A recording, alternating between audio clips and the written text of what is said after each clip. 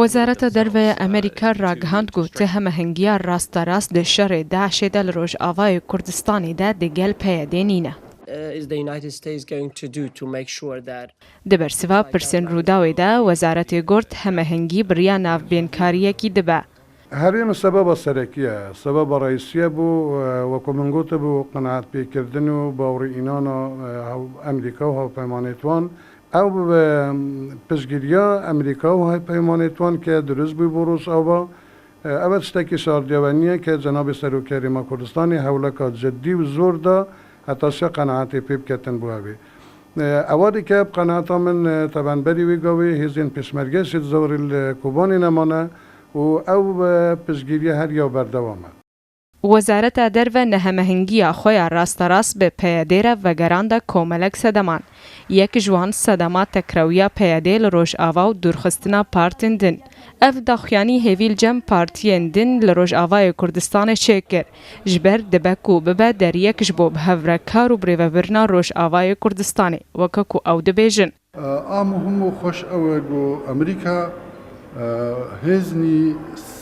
hêzî serekî hêzî rasenî Kurdî dibîne yani cigel PYD YPG û ev şerek got dikin hêzekî dî heye li ku bin hêzên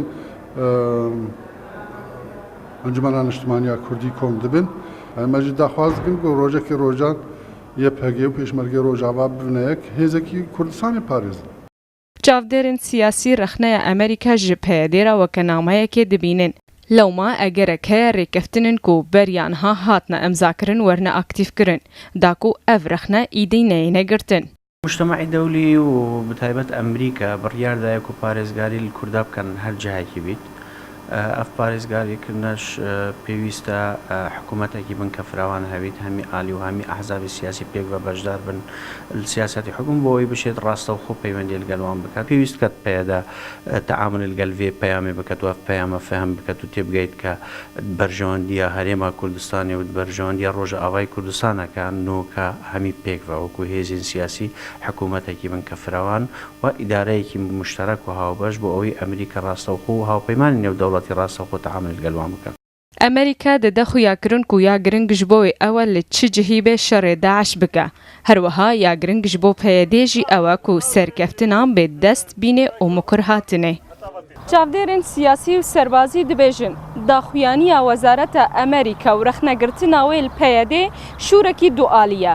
Ji aliyekî weke carayekê eşkere dike ku ti hemehengiya wê rasterast bi PYD re nîne. Ji aliyê dîve jî dide xuyakirin ku egera wê hemehengiya rasterast heye eger PYD aliyên din li Rojavayê Kurdistanê qebûl bike. Rengîn Şerro, Rûda û Hewlê.